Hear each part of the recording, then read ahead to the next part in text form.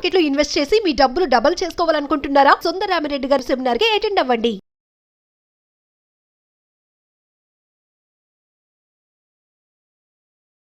నమస్కారం సుందరరామిరెడ్డి గారు. నమస్తే అండి. 2022లో జరిగినటువంటి కేస్ స్టడీ అండి, ఎప్పటికీ చాలా స్ట్రేంజ్ అనిపిస్తూ ఉంటుంది. రాజ్గురు గారికి సంబంధించినటువంటి కేస్ స్టడీ మొత్తం అసలు ఆ సినారియోలో ఏం జరిగింది అంటే ఆయన అంత అర్న్ చేసుకోవడానికి అవకాశం ఉంది. మళ్ళీ అక్కడ నుంచి కొటక్కి ఆయనకి అంటే కొటక్ బ్యాంక్ను వాళ్ళకి ఉన్నటువంటి కాన్ఫ్లిక్ట్ ఏదైతే ఉందో కోర్టు వరకు వెళ్ళటం జరిగింది. ఎంతవరకు ఆయన ఏం చేయగలిగారు అండ్ లీగల్గా ఆ బ్యాటిల్ని ఈయన వైపుకి ఏ విధంగా తీసుకురాగలిగారు? ఇది గజానన్ రాజు గారు అని చెప్పేసి ఇది ముంబై అండి, ముంబై బేస్డ్ కొటాక్ సెక్యూరిటీస్లో ట్రేడింగ్ అకౌంట్ ఉంది. ఓకే. అతని అకౌంట్లో ఉన్న డబ్బు ఎంత అంటే 3,175 రూపాయలు అండి. 3,175 రూపాయలు అంతే ఉంది. ఒకరోజు సడన్గా ఏంటంటే ఈ కొటాక్ సెక్యూరిటీస్లో టెక్నికల్ గ్లించ్ వల్ల అమౌంట్ 40 కోట్లు డిపాజిట్ అయ్యంటే మెసేజ్ వచ్చింది. నాది కదా డబ్బు కదా అని మనోడు వెంటనే ఏం చేశాడంటే F&O పొజిషన్స్ తీసుకున్నాడు. ఇనీషియల్గా అది -50 లక్షలు వెళ్ళిపోయిందండి. బా ఇనిషియల్గా స్ట్రైట్గా డబ్బేం రాలా, మొదట్లో 50 లక్షల వరకు మైనస్లోకి వెళ్ళిపోయింది. అయినా మనోడు F&O ఆప్షన్ ట్రేడింగ్ చేస్తా ఉన్నాడు. అండ్ మొత్తం డబ్బులు 2.3 crore వచ్చిందండి విత్ ఇన్ 20 minutes కల్లా. విత్ ఇన్ ద 20 minutes కల్లా ఇనిషియల్గా అయితే 50 లక్షలకు వెళ్ళిపోయింది మైనస్లోకి, తర్వాత 2.3 crore వచ్చింది. సెన్సేషన్ అండి. Yeah 20 minutes. Of course option ట్రేడింగ్లో ఏమవుతుందంటే వీక్లీ ఎక్స్పైరీ అప్పుడు పర్టికులర్గా ₹2 కాదు ₹200 కూడా వెళ్తాయి based on the market move అనమాట. అందుకని ఆ టైంలో హీరో R0 గేమ్స్ ఎక్కువ మంది ఆడతారు. కోసం మనోడు కూడా ఆ టైప్ గేమ్స్ అలవాటు ఉందంటుంది, అందుకని అంత ఇన్వెస్ట్ చేశాడు. ఎందుకంటే ఫస్ట్ ఆఫ్ ఆల్ నీది కానీ డబ్బు అది నీ అకౌంట్లో ఉంది 3,175 రూపాయలు. 50 కోట్లు పడినట్టు మెసేజ్ వచ్చినా సరే మనది కాదు ఇది, తర్వాత వాళ్ళు ఎట్టాగా తీసుకుంటారని వదిలేస్తాం మనలాంటి వాళ్ళు అయితే దాన్ని వాడడం కదా. అవును.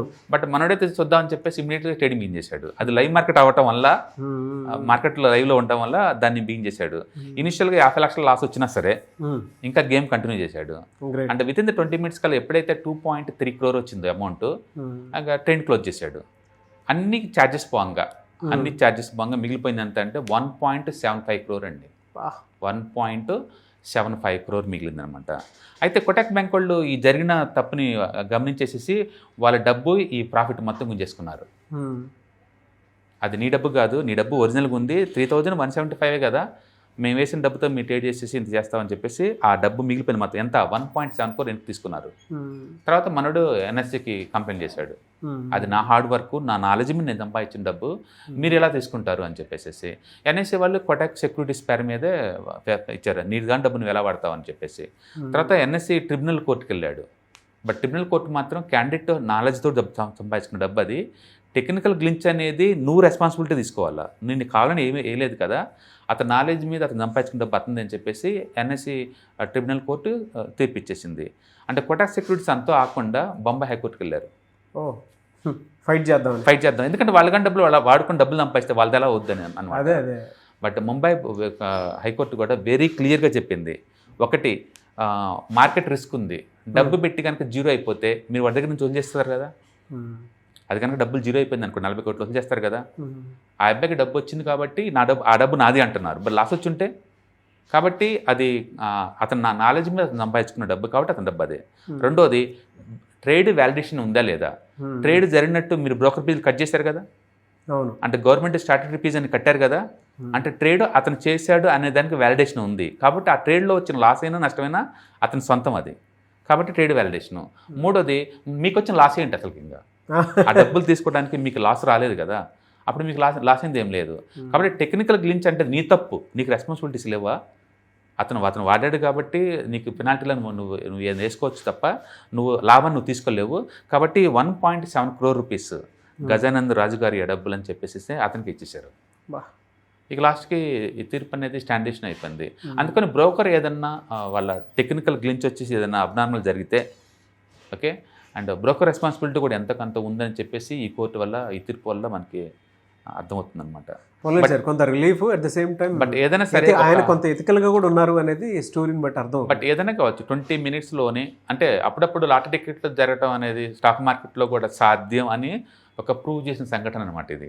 ఎందుకంటే first of all wild dreams 40 మన అకౌంట్లోకి వచ్చిన డబ్బుని వెంటనే విత్డ్రాల్ చేయడానికి ట్రై అవును అవును చేసినట్టు సార్ అవును 50 కోట్ల రూపాయలు వెంటనే వాడు లైవ్ మార్కెట్లో ఉండటం, మనోడికి ఆప్షన్ మార్కెట్కి అలవాటు ఉండటం వల్ల దాన్ని ట్రై చేయటం, దాంట్లో విన్ అవ్వటం, మళ్ళీ కోర్టుకి వెళ్ళటం, ఇది చూస్తే ఒక సినిమా స్టోరీ పనికొచ్చే కంటెంట్ అలానే కనపడుతుంది, సార్ అలానే ఉంది. దాంట్లో అంత కనపడుతుంది.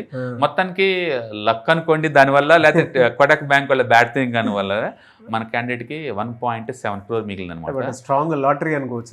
22లో అనమాట. అంటే లాటరీలు కూడా స్టాక్ మార్కెట్లో తగులుతే అని ప్రూవ్ చేసి అనమాట. అప్పుడప్పుడు మనకి దుబాయ్లో ఆ లాటరీ టికెట్ తగిలింది, ఇది తగిలి కోర్టులు వచ్చినాయి అంటారు కదా.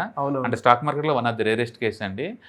అంటే ముంబై హైకోర్టు వెరీ క్లియర్గా చెప్పింది, ఒకటి ట్రేడ్ వ్యాలిడేషన్ ఉంది, అతను రిస్క్ తీసుకొని మరీ డబ్బులు సంపాదించాడు, అండ్ మూడవది నీకేం లాస్ రాలేదు కాబట్టి 3 సంఘటనలు బేస్గా తీసుకుంటే అతని డబ్బులు అతని దగ్గర ఉంటే న్యాయం అని చెప్పేసి తీర్పు అతను వైపు ఇచ్చింది అనమాట.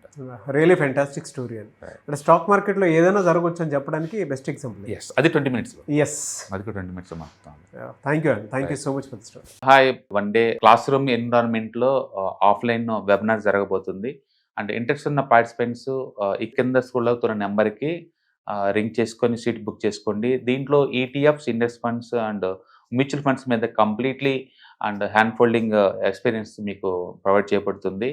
దీని ద్వారా ఏంటంటే మనం ఎసెట్స్ని స్టాక్ మార్కెట్లో ఎలా మేనేజ్ చేసుకోవాలి, ఎలా గ్రో చేసుకోవాలి, ఎలా ప్రొటెక్ట్ చేసుకోవాలో అంటే ప్రాక్టికల్గా నేర్చుకుంటారు. కాబట్టి ఇంట్రెస్ట్ ఉన్న పార్టిసిపెంట్స్ కింద స్క్రోల్ అవుతున్న నెంబర్కి పింగ్ చేసి సీటు రిజర్వ్ చేసుకోండి. Thank you.